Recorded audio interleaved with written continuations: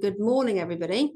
My name is Hannah Routh. I've recently joined BDO to lead everything we do across sustainability and ESG from a client service point of view. We've got a fantastic panel here today and a lot to cover. We're going to be talking about ESG reporting and regulation, assurance, value creation, and that hot topic that's always on the agenda, data and technology. So after a quick preamble from me in just a moment, we've got about 40 minutes for discussion with our various speakers who I'll introduce as we go along. And then I'm going to turn the questions over to you. So one of the things I love doing with NED events, one of the reasons I love doing NED events is because we always get really, really good, deep, strategic and challenging questions. So no pressure, NEDs, but please do feel free to challenge our panelists.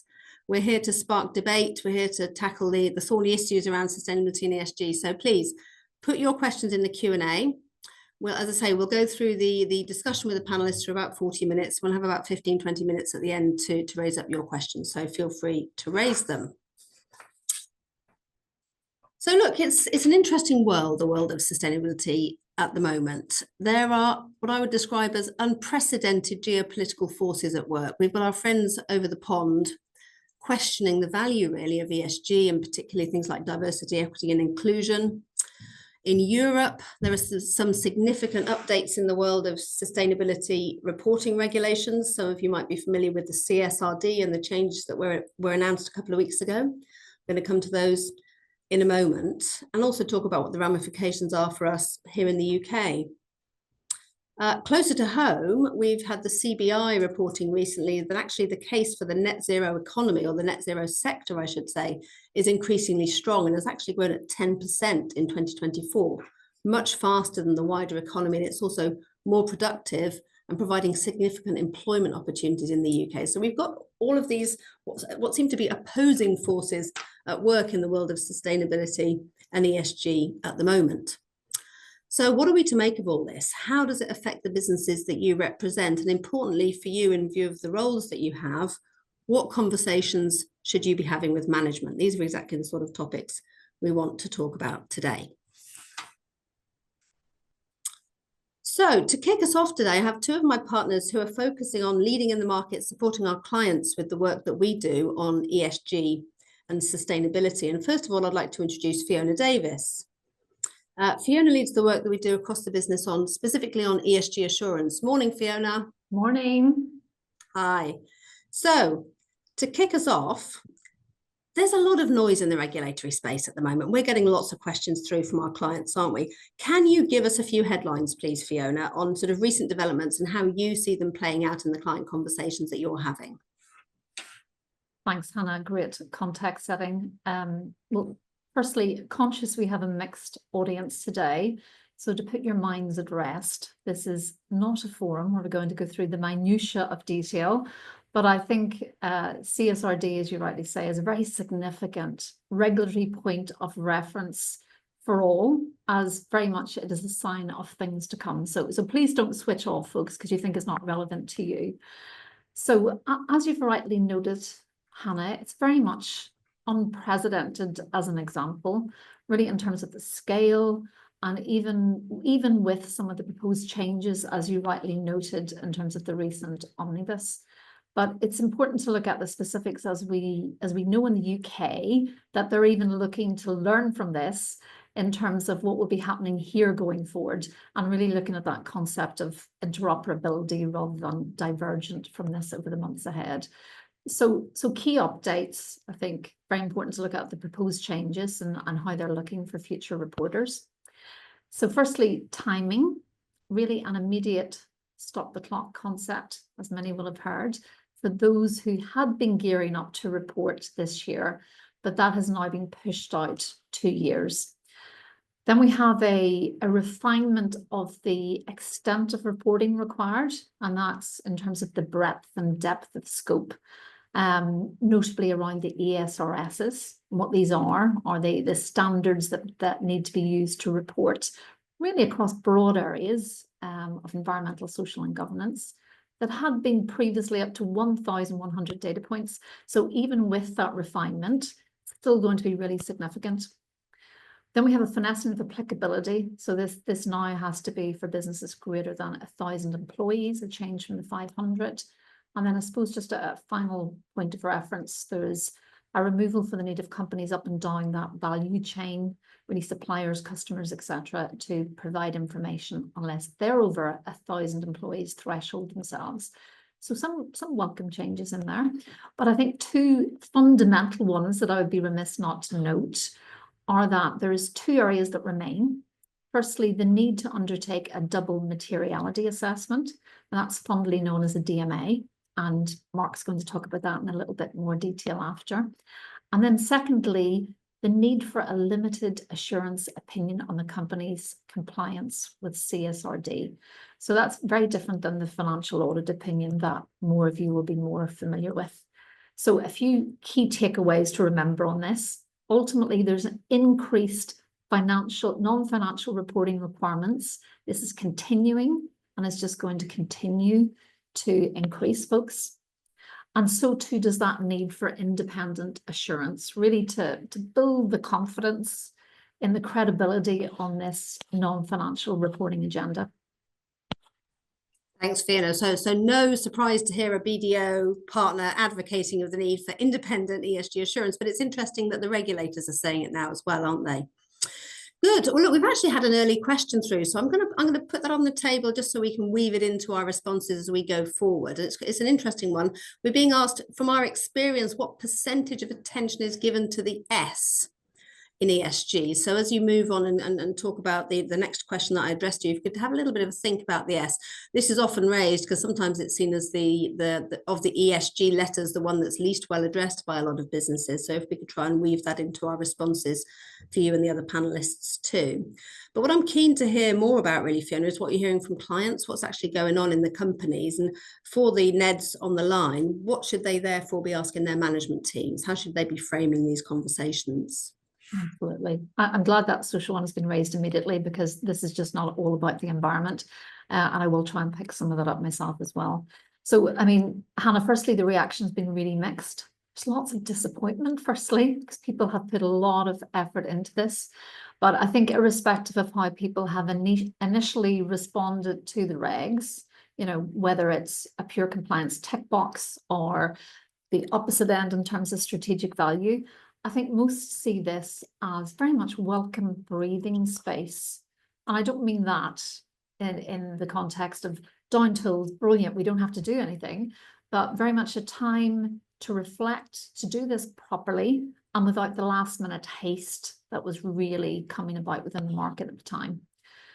So then thinking about the aspect of your question on what NEDs should be asking, I suppose I would suggest a really open question to management on what is being done to avail of this time and ensure that focuses on the material areas of the business that are really going to drive that longer term value. So it's, you know, regulation aside, it's really knuckling down here to focus on what do we need to do and why are we doing this? So many businesses have already been evolving reporting, really driven by wider reasons, and it's really important to maintain this. So Mark's going to look at actually some of these key areas, but ones that really stand out for me that mean that you can't do nothing for 2 years are: one, access to green finance, and that requires continued reporting and assurance in relation to key metrics. And actually I'm seeing a lot within that is, yes, GHG reporting is a standard, but lots across that social dynamic in terms of gender diversity, perhaps social impact subject to your industry. So that's very much an integral aspect within that. Then there's the industry expectation side, perhaps what's fundamental as a license to operate in a particular industry. So this could be health and safety, for example, in a construction firm, or perhaps manufacturing. And then there's the promises perhaps that are core to the business, that need to continue to be confidently reported on. And once again, just to draw on that social side, this could be a people-related metric. You know, professional services, for example, if there's a core element that really is fundamental to you to allow you to attract top talent. So we see that very much come into the fore, very much increased importance within it. So with this in mind, emphasis really needs to be on how the business can build the disciplines required to really ensure that ongoing maturity of the business. And Hannah, really what this entails is formalizing, enhancing the systems, processes, data and controls that are required to allow the continued reporting and assurance.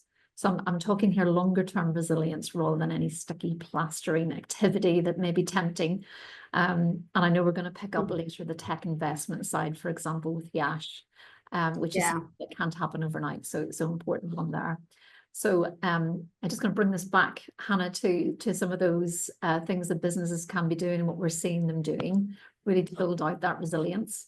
Well, I think there's key angles within that in terms of really moving in the right direction of travel and keeping things moving. So firstly, what we're seeing many doing is that consideration of a phased build up of KPI reporting, really to help address that breadth angle noted before. Most businesses will have done something on GHG reporting, for example, scope 1 and 2, maybe evolving into scope 3, thinking more about that social side and looking at how that can be achieved more confidently, perhaps some readiness assessment in key areas, or even looking at some soft reporting as a trial run for the real thing when that does come a few years down the line. So lots of thought, lots of consideration in terms of making sure things move and the business is better prepared. Yeah, no, it's really interesting to hear your perspectives there and the weaving in of some of the S numbers. I suspect what's sitting behind the question that we've had around S, I often hear boards or indeed colleagues across businesses asking, have we got the balance right? We're all over the numbers on greenhouse gas because that's relatively easy to get our arms around. But what about S and what about the wider sort of ESG context? And just to put it in perspective of what you were saying earlier, I know we're going to talk about the double materiality assessment more with Mark in a moment.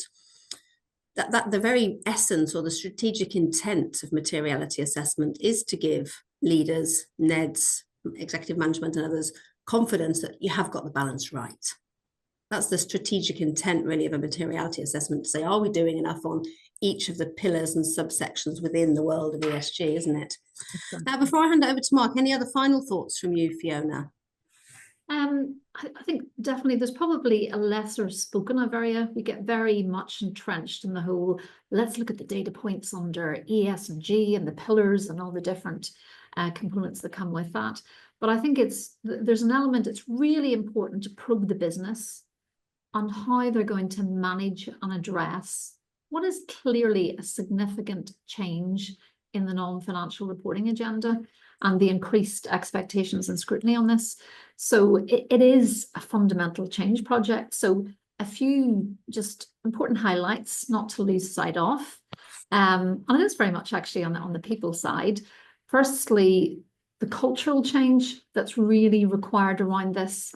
And many don't think about the practical challenges that these new requirements bring in, because actually for the first time, it's bringing together stakeholders and subject matter, which are maybe a bit more alien in nature to some, such as bringing finance and sustainability together for the first time to collectively report, are looking at those subject matters such as biodiversity or pollution, which, maybe not have traditionally been on the table. So quite a challenge there culturally of how that is enabled. And then there are often big questions at the board level, which is, what does this mean in terms of people planning consideration? Do we need to massively recruit on this? But things to think about are how one instills ownership across the business rather than perhaps any heavy recruitment or people around this with from a central team. But they're all fundamentals to agree that the principles on. Then there's the inevitable strong project management. There's a big ask here, so lots to do, lots to corral. So important that you have the right management of that overall. And then I suppose a final one on this, if I may, Hannah, is I did mention assurance before, but for me, the overarching point is, how are you going to build confidence that you're reporting the right numbers? How do you get that confidence at the board level that the business is effectively reporting on this? So really think about how you can be leveraging internal audit, for example, that they can be working alongside to give you that visibility and confidence or indeed even moving to that external assurance side to really help establish greater visibility and trust. And I know Claire's going to give us some practical examples on that later, but really lots to consider, Hannah. Brilliant, thanks. And thanks for raising that point about the importance of sustainability increasingly getting integrated into the wider sort of strategy of the business. Thanks, Fiona. Right, I'm going to invite Mark Spencer to join us now, another partner of ours who leads on accounting advisory within our financial services practice.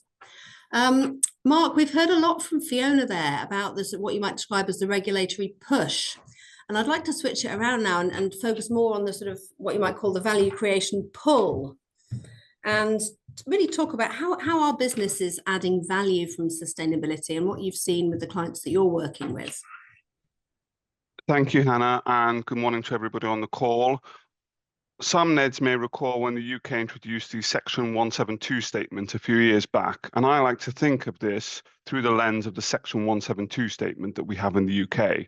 So that talks about the effects that the company has on the effect that the environment has on the company in the long term, its employees, its suppliers and customers, the community in which the company operates in, the company's business conduct, and the company acting fairly between its members. And all of that is circular, and I'll get on to why that's circular in a minute. And some of this also relates to the social aspects of ESG, because your suppliers and your customers are people, your employees are people, and your community in which the company operates is full with people. So the more sustainable and ESG friendly the company is, the more likely it is to attract and retain better quality talent. So we're starting with employees first. We at BDO are increasingly being asked several questions on ESG, which includes all aspects, still receiving questions on DEI from lateral hire candidates in our interviews. Our people also continue to show an active interest in anything sustainability and ESG. So if we're not doing the right things in this place, then we're going to lose out on talent. And having better quality talent gives us a competitive advantage. Customers are also meant to be thought about in the wider sense of the word in terms of how you can gain competitive advantage from sustainability and ESG matters. And customers are both consumers and businesses. The former are becoming increasingly interested in the goods and services that they buy. For example, where is the company where they buy goods from in relation to organic principles? Where is the company where they buy goods and services from in relation to modern slavery?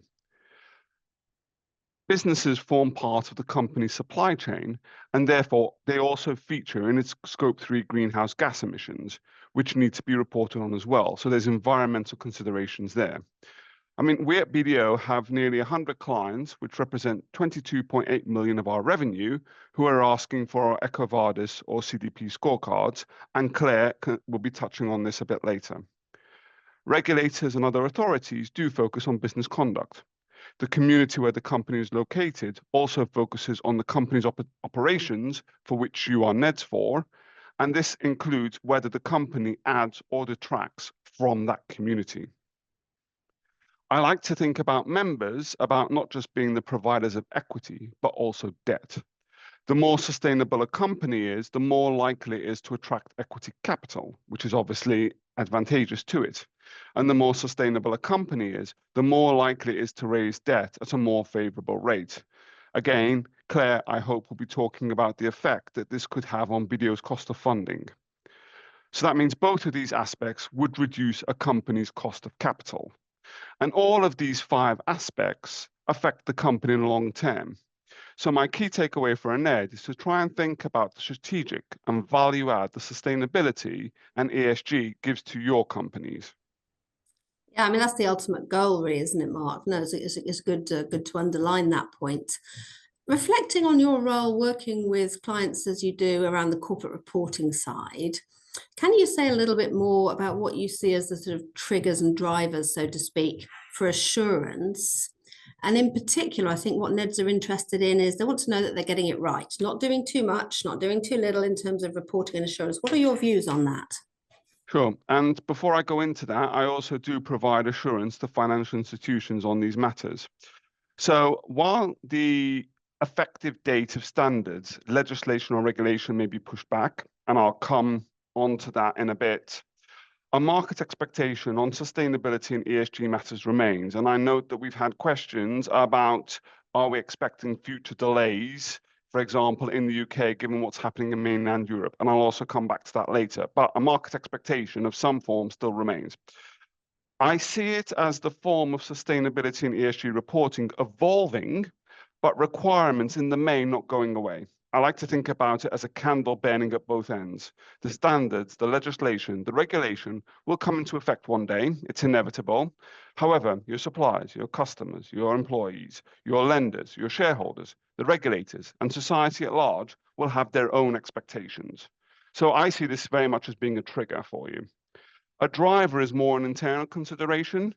Reporting, in my view, should never be reporting for reporting's sake. It's not an end, it's not a task where the end result is simply to issue a report. The reporting is how your companies relay what they are doing, clearly and concisely, with the company's purpose, for me, being at its core. It is telling the story of your company. And the assurance has an important role to play in that, as Fiona was saying, because that non-financial assurance adds credibility to your company's story. And you then use that assured reporting as part of your stakeholder engagement. And also think about your stakeholders always in the wider sense, not just your investors, but your employees, your customers, your suppliers. It would be a shame for you to do all of this good work for the sake of it, but use it to add value and gain that competitive advantage. It's part and parcel of your companies operating within the community and globally, given your companies are part of the ecosystem that we operate in. Thanks a lot, Mark. And look, the Neds on the line have really taken my brief. We're getting some great questions through. Thanks very much for that.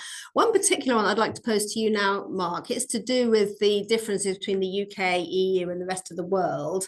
Specifically, what this person would like to know is if a greater wedge opens up with the UK/EU and the rest of the world, is there a concern that there'll be future change to or dilution of the rules? So, I mean, you can interpret that a bit more broadly if you wish and talk about UK, EU and rest of the world. Yeah, I mean, post COP26, the International Sustainability Standards Board was set up. And the purpose of the International Sustainability Standards Board was to issue what are now known colloquially as sustainability disclosure standards. To date, that board has issued two, which are known as IFRS S1 and S2.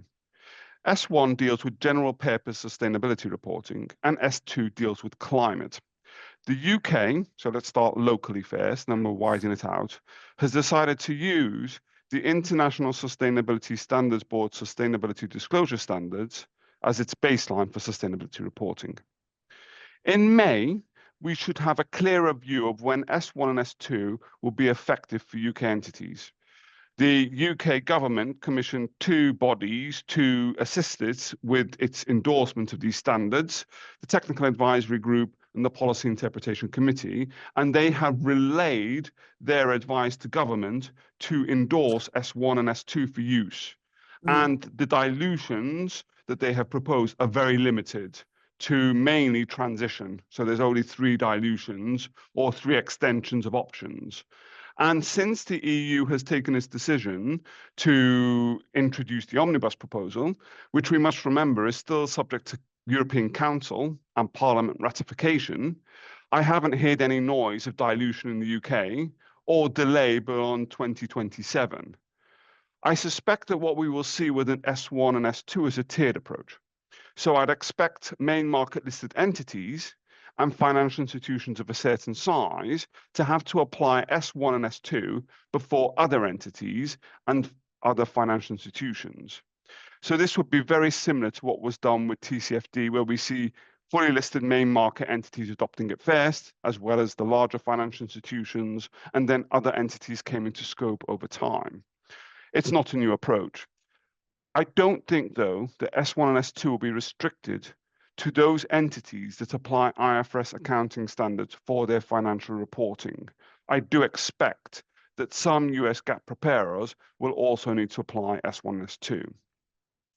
We've heard a fair bit about double materiality assessments.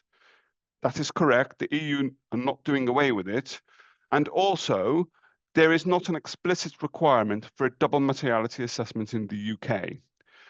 However, entities will still need to end up doing one, because you need to apply a financial reporting framework that has the concept of financial materiality, and then you'd need to apply sustainability disclosure standards that are looking at the impacts, the risks, and the opportunities. So you're doing them in different parts, but you are going to have to do both sides of the coin that is a double materiality assessment.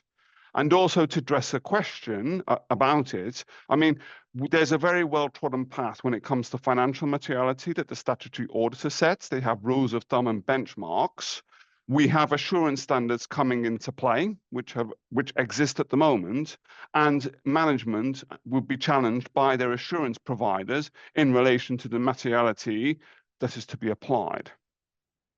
So as one can hopefully understand and appreciate, the sustainability and ESG reporting remains an evolving landscape in the UK, within the EU, and across the world. And Fiona's touched on the EU. We're also seeing developments in the US whereby things are being deferred, but I think that there would be a deferral rather than a removal. And we also need to bear in mind that other countries around the world are adopting IFRS S1 and S2. The International Sustainability Standards Board is also currently developing IFRS S3 and S4. So S3 will focus on biodiversity, ecosystems and ecosystem services, and S4 will focus on human capital. So that is very much going to tick the box in terms of social requirements. Furthermore, the International Sustainability Standards Board is also focusing on sector guidance. So for banking, for insurance, for oil and gas, for retail, because at the moment it's grandfathered the SASB standards and it is looking to replace those in time. And also the International Sustainability Standards Board is dealing with the topic of interconnectivity and interoperability. And that is how the sustainability report and financial statements speak with each other. Yeah. The latter, it's doing it in conjunction with International Accounting Standards Board, which is the branch of the IFRS Foundation that deals with the financial reporting. There have been poor examples of interconnectivity. The sustainability report contradicts the financial statement, or it contains statements that cannot be substantiated. Regulators have been picking up on this, so it's important for NEDs to continue to engage with executive management on what they're doing on sustainability and ESG and reporting. And one final thought is that I hope people, the NEDs on the call, appreciate that sustainability and ESG reporting remains complex. There's a need to simplify this, and technology plays a role in that, and Yash will be picking that later up after Claire. Marvellous. Thanks ever so much for that, Mark, and in particular you for weaving in that point about the role of assurance in sort of aligning, if you like, the materiality with that of financial reporting. Marvellous. Thank you very much indeed. So look, it's been great getting perspectives from Fiona and Mark on the sort of work we've been doing with clients, but we're going to now turn to, I'm going to hand the microphone to my colleague, Claire Snowdon. And we're going to hear from the horse's mouth, so to speak. It's Claire who takes the lead from a BDO point of view on all these considerations for us as a business. So we're going to hear directly from a practitioner, so to speak. Claire, where's your team focusing its effort at the moment? And importantly, where does reporting sort of feature within that? Yeah, morning everybody, and thanks Hannah for the question. And yes, hopefully I can just bring a sort of the day-to-day, how does this all this technical detail that you've heard from Mark and Fiona, how does that translate into my role and the roles in your organisations in those sustainability teams. So definitely, Hannah, I would say that over recent years, certainly the last couple of years, reporting has become a huge focus of what we do in our team. And I think that goes across the board, you know, other teams in different organisations that I talk to. I was at a conference recently where there was a quick, you know, hands up vote, how much time are sustainability teams spending on reporting? And the most common bracket was at 50 to 75% of the sustainability team's time is spent just thinking about planning for, you know, organising and then actually reporting on an organisation's progress. That's not altogether a bad thing. It is quite helpful. I can come on to that later. But I think what we're seeing over recent years, sustainability and ESG tended to sit in communications, corporate affairs, which I think, you know, played to that need to get people on board, win hearts and minds on some of these topics. I think now you're more likely to see, and certainly it's the case within BDO, that we sit within finance or alongside regulatory affairs. So I think that just follows the trend that we're seeing, and sustainability in an organisation now moving from being about doing and delivery to being about sort of stewardship and guiding an organisation. And I think Fiona made the point about integration. You know, we as a team can't lead all of this ESG and sustainability work. It has to be integrated and done by others. And I think our role is really that point of the arrow, that sort of hopefully steering leadership on some of these topics. So I think you'll find in your sustainability teams, if it's anything like ours, we're spending a huge amount of time in data, spreadsheets, SaaS platforms, which I can come on to later, and a good part of our time, hopefully at the coffee hub, making sure that we sort of know and understand what's going on in all the different teams that we're networking and needing to influence. Indeed, it's one of sorry, Hannah, there's a point on social as well, and you know, we do try to get that balance. I think we have focused a lot over recent years on the E. It was a blank sheet. We didn't know really what we needed to do there. We needed to set up new things, new skills, new expertise. I think in our organisation, we feel that we're in quite a steady state on that now. And certainly our non-execs, their focus, I think, is moving on to focus more on the S. How are we doing? What do we need to do next? How can we steer this in the same way that we've steered the environmental work that we've done?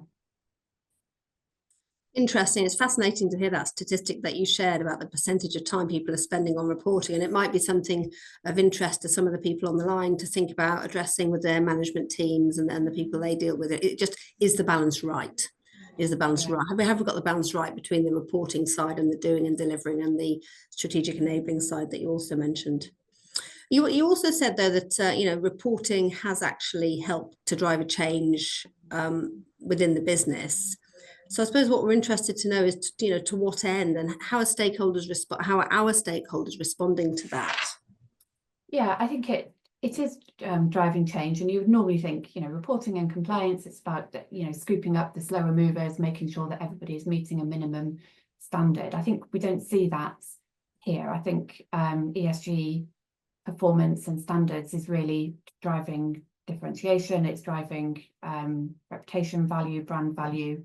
And you know, I can talk about how our clients are pushing us to do more and move faster. You know, we talk about reporting being such a time commitment, but it is helping to drive the right conversations. So, you know, when we go twice a year to our NED group, the focus really is on how are we doing against all of these reporting requirements, partly because we need to be meeting those requirements, partly because we need to understand where we are amongst our peer group. And obviously as a NED group, many of our non-exec directors are, you know, spending time in lots of different organisations. And I think the reporting gives the comparability, the ability to very quickly get your heads around quite complex subjects using the reporting that we're doing that is consistent across all organisations.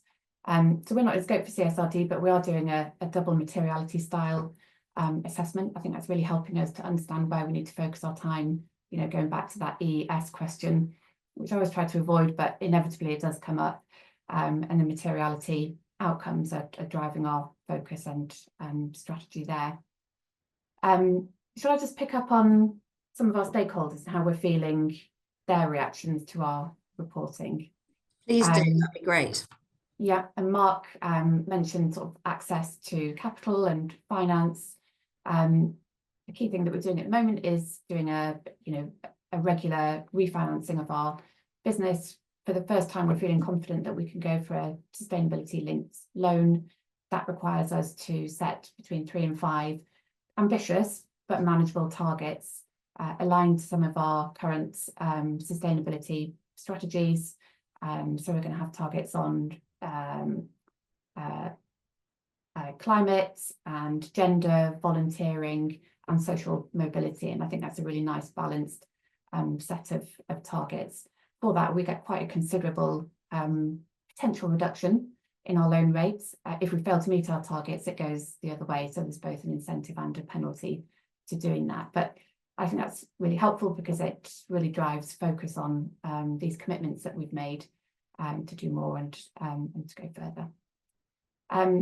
Clients, we keep track of clients who are interested in what we're doing. It is growing, and we talk to clients through our double materiality assessment, and quite often we hear, we want to work with organisations that share our values, and actually your reporting is showing us that you do.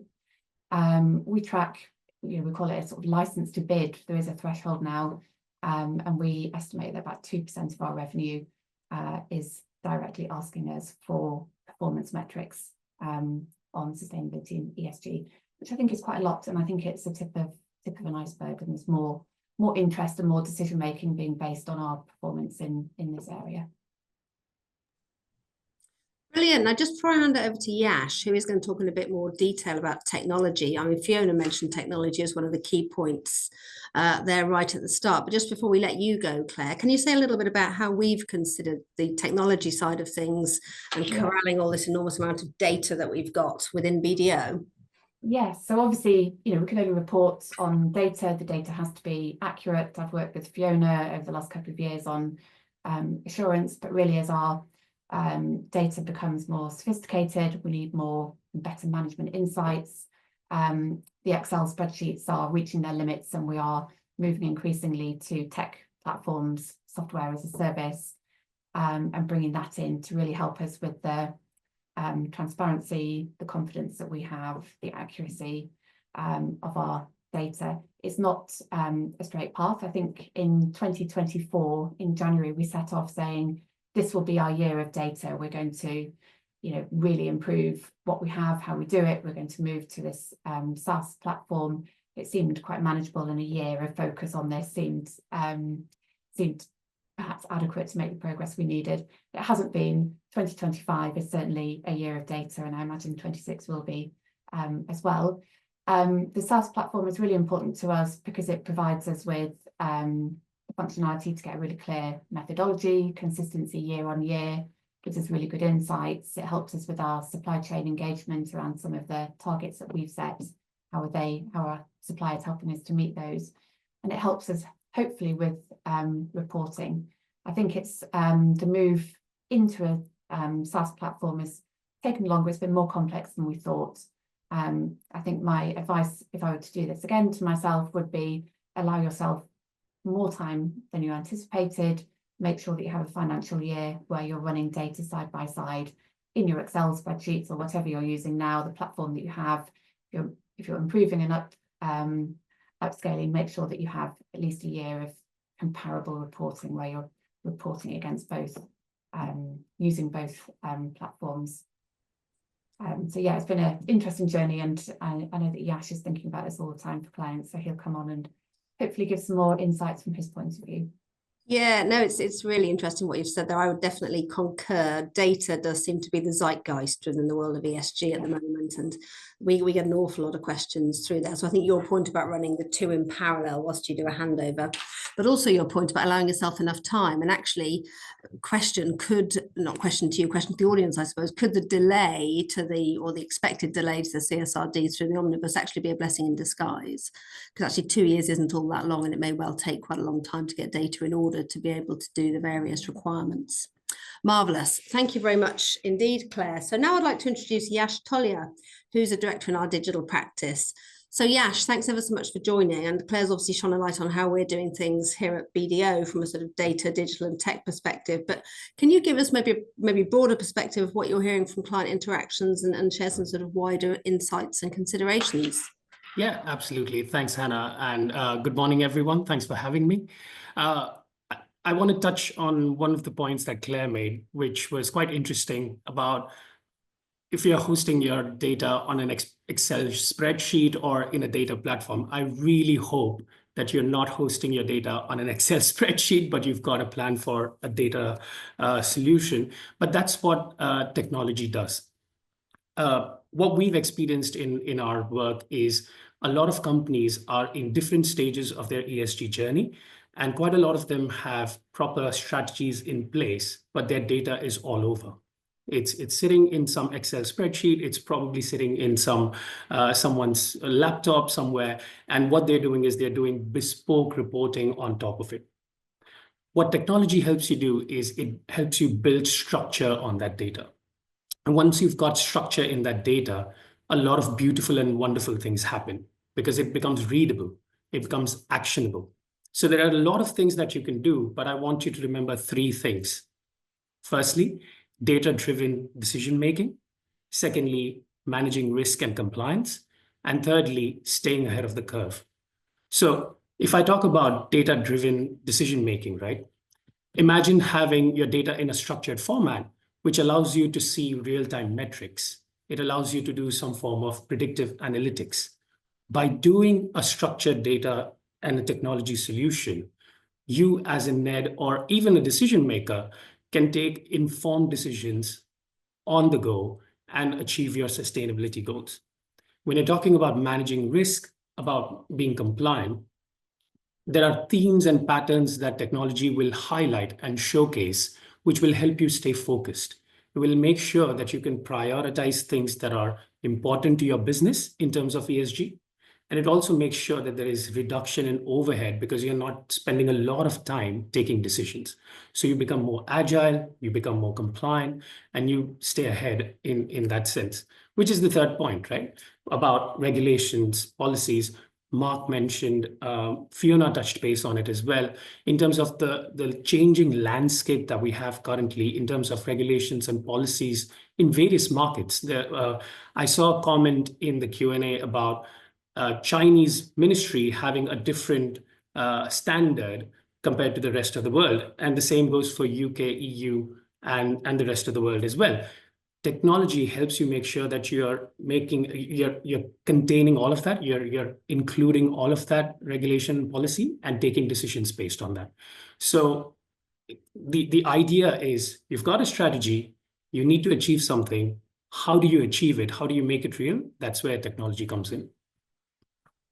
Brilliant, and thanks for making it very structured and clear with those 3 points there. I wonder if you could elaborate a little bit with this. Obviously, you can't name client names, but a client example and sort of share some war stories, so to speak. Absolutely. So, one of the most interesting projects that I worked on was for a large shipping organization. Now, this was based in UK, about 1,000 employees, about 20-25 ships that they were managing, and they basically wanted to achieve their ESG targets. Now, through a series of different strategic conversations that we had with them, we were able to identify certain goals that they wanted to achieve. Now, I think Hannah, you mentioned, right, where there are two aspects to it. There is the aspect of reporting, and there's the aspect of doing and delivering. So by these strategic conversations, we were able to address their reporting requirements. And based on the reports and the results that it gave us, we were able to help them with technology for achieving those targets as well. So in terms of what they wanted to do, they wanted to decarbonize as fast as possible. They wanted to reduce their waste. They wanted to improve the health and safety of their employees. They wanted to have a better work-life balance, and they wanted enhanced safety and compliance, things that you would associate with a shipping industry, right? So by having a proper data platform, we were able to report onto what their current, let's say, routes were for their ships. And by using AI and by using technology, we were able to optimize those routes, helping them reduce their carbon footprint. By having proper IoT devices. Now, I'm throwing a lot of jargons here, by the way, but IoT is basically Internet of Things, which essentially means you put a device which tracks information and sends it back to you. By using that, we were able to track their waste. We were able to track which areas were of crucial waste hubs versus which ones were less of those. And we were able to help them reduce the waste in those areas. In health and safety, we were able to make sure that they use sustainable materials for their exoskeletons, making sure that the people who are managing the ships and heavy machinery were staying safe. work-life balance, we were able to help them with an HR solution, which makes sure that they've got proper work-life balance, making sure that, there is 24/7 support and so on, and enhanced safety and compliance, making sure that for a shipping industry's policy, regulation, and requirements, are they reporting against it in the right way or not? So all of this was possible because data was in a structured manner. It was not sitting in someone's Excel sheet. It was not sitting under someone's desk. It was out there for everyone to use. So that's very important. I think it is indeed very, very important. It's a point I'd like to underline, actually, because without that kind of insight from the data, how can you make strategic decisions as a business? Exactly. And whereas what I see, oh, sorry, please go ahead. No, I was going to say it's absolutely that. Data analytics, it's a gold mine. So you can do a lot of things, and I'm sure you've heard this right now, Hannah. AI is all over the place, right? So by using artificial intelligence, you can see things and you can make decisions that you would have not thought of maybe 5 years down the line. So I think your question, right? Where do you see, with 2 years for CSRD, and then there were the 2030 goals that a lot of organizations had for themselves to be carbon neutral and carbon negative. AI can help accelerate that because it can do things that, whatever said and done, normal humans wouldn't have been able to think of. So. Right, absolutely right. But I think an important point that you've made there, just to underline the point really, is whereas a lot of businesses start to think about ESG data because they have to report something. Yeah. What you're saying is don't just stop there, use it for strategic insight and business improvement. Exactly. Marvelous. Exactly. And thank you also for lifting our eyes beyond the horizon to think about what might happen in the future. Because in a moment, I'm going to ask all of our panelists, just in a moment, to come back on camera. And I'm going to get the crystal ball out. But before we do, it's not a question, but there's been a very interesting point raised in the Q&A, and I would like to briefly mention it, and I'm going to read it out verbatim and then make a quick comment. FYI, says our attendee, the Chinese Ministry of Finance has published a draft of the Chinese Sustainability Disclosure Standards, establishing the framework for a sustainability disclosure system in the country. We're seeing the East taking a different approach, and Scope 3 becomes very interesting. I'm really glad that our attendee has mentioned that, because indeed it is a very interesting perspective, and we and I in my preamble had completely failed to mention that entire side of the globe, despite having spent a significant part of my career living and working there. And it will be interesting to see how this geopolitics plays out in time, because I think we're only really at the foothills of understanding how various countries and economies will use this for strategic advantage going forwards. So look, thank you indeed for the various questions that have been raised already and that we've woven into the narrative so far. If anybody has got any final questions, do put them in the Q&A. But whilst I give you a bit of thinking time for that, I'm going to ask all of our panelists to come back on camera, please, and ask what I think of as the crystal ball question. You've already kicked this one off, Yash, so we won't necessarily come to you. But, it is a muddling time at the moment. There's a lot of change. There's a lot of flux, and there's a lot of things that we're in anticipation of where are things going to land. But let's get our crystal balls out and think. I'm going to give you some optionality here, folks. I'm going to say you can think 2 years down the line, 5 years down the line, and or that magical year 2050, when it's all going to be fixed, apparently. And feel free to choose any or all of those time horizons, but give us your perspectives on where all of this is going. And I'm going to pose that one to Mark first, please. Thank you, Hannah. Maybe I can take the 2050 and then the others can fill in the gaps in between. That's the easy one, Mark, is it? No, not necessarily. I have a greater chance of being wrong, Hannah. True. I mean, and it kind of ties up to the point about China. I mean, I do think the way to go is that global baseline of consistent sustainability disclosure standards.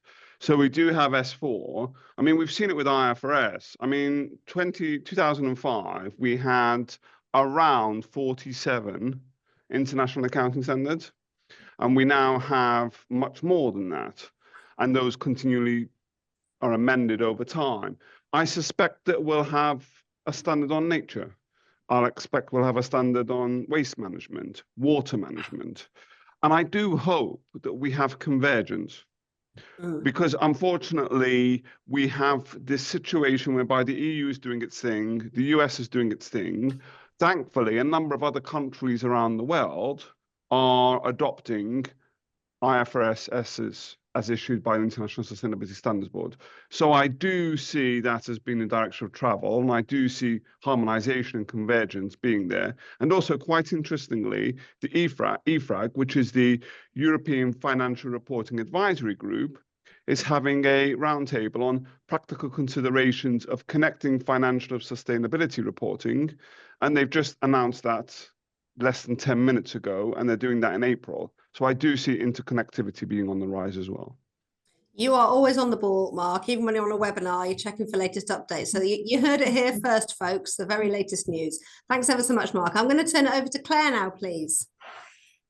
Can I pick a couple of different time horizons? You may, feel free. Very briefly, I think we're in for a little bit of a bumpy ride over the next couple of years with all the geopolitical uncertainties going on. But I think that said, if that's a 2-year time horizon, I hope the 5-year time horizon is that we have that consistency, the interoperability, or the lack of the simplification of reporting. I think, from my point of view, beyond the 2-year horizon. I think those who are leading in this area today, I think that standard will be commonplace for everybody at that point. I think the bar is rising, and everybody will need to get on board with that. So it will become, ESG will become more of a license to operate, license to bid issue. I think aside from reporting, I think the exciting thing is by sort of 2030, we're going to be seeing actually how is all this effort that we've been putting in over recent years, how is it paying off? Science-based targets, there's a huge raft of targets set for 2030. And I think it'd be really interesting, and hopefully, we do start to move the dial on that, and people can report in that time frame that we are making progress, that we are meeting our targets. And hopefully, again, from an environmental point of view, the business case for doing this will be absolutely clear. Renewables will become the commonplace, hands down the cheapest way to run a business, efficiency, and so on. So that's my hope for the 5-year time frame. It's my hope too. We're heading for sunny uplands, but possibly a little bit of bumpy ride over the next couple of years. Yash, I'm going to come to you in a second to see if there's anything you're going to add to the crystal ball that you've already gazed at before I turn it over to Fiona for sort of final thoughts on the crystal ball question. Yash, anything to add, please? I mean, the only thing I want to add is if you had asked me that question, Hannah, a couple of years ago, I would have said it's not going to be possible because, the change that Fiona mentioned, right, was so massive. The mindset change that was required to adopt ESG, the reporting requirements that were there was so massive and so complex that it would have taken a lot of time to actually achieve the targets that organizations had set for themselves in 2030. But with the advent of AI, with the advent of the evolution of technology, and that's the beauty of tech, right? Now there's more confidence in the market as well. It's not that difficult. It's not that complex in terms of that. So geopolitics aside, with technology evolving so quickly and becoming so useful, I believe that 2030 targets for reporting and for achieving decarbonization. So when you think about achieving those targets, technology is evolving very quickly to help achieve that as well. So I am optimistic, is what I want to say, for 2030. I don't know about the next 2 years, but in the next 5 years, we should be there. Let's hope you're right, Yash. Thanks. Fiona, your perspectives, please. Where's your crystal ball taking us? Which years? Well, Hannah, I'm really excited by that question, actually, because I personally feel like I've been in the Wild West for the last 15 years of the complete immaturity across this market. So I can see so much light, even to those timeframes of the next 3 to 5 years. And maybe just to draw a few of the points together, we're already seeing actually in the regs and indeed in the assurance standards a reference to reasonable assurance and the desired direction of travel of businesses. And I don't think this is just a long-term aspiration. We're already seeing businesses set that bar. They want to be the first to do things. They want to push themselves further. They want to get there and be able to say, yes, look at us. We have met those standards in terms of you know, the maturity of how we are structured as a business, how we report. So some fantastic things already happening there. And I think because we're seeing that, that is just going to push businesses to desire to meet those standards and move faster within it. So what has been the Wild West 15 years ago and beyond, we're suddenly seeing that speeding up of what that evolution looks like. So give it a couple of years, I think it's really going to be transformative. Give it 50 years, whatever, to Mark's longer term analogy, we're going to be talking interplanetary. It's going to be on a different level. So let's think big on this. Thanks for bringing in a little bit of sci-fi at the close there. Marvellous. Well, look, thank you for your responses there. And the general sense, if I could try and summarise the various timeframes and views that you've shared, and I often think of Christiana Figueres, our sort of climate heroine, so to speak, and she urges us all to be stubborn optimists. She's talking about the world of climate change, of course, but you could apply it to anything on ESG. And I think we're having to be perhaps more stubborn than ever at the moment, but indeed we are heading to a good place. So we mustn't forget to remain optimistic. Marvellous. Look, in closing, may I just say the following. Firstly, a big thank you to all our speakers. A very big thank you to all our participants who've joined, and particularly those who've asked questions. It feels a little bit impersonal through a webinar, but please do know that we take your questions seriously. And if anybody would like to have a further engagement, I know a few people have, I'm hearing that a few people have reached out already on LinkedIn, email and other channels, so feel free. We love to get feedback. Thank you all very much indeed for joining. Bye-bye for now.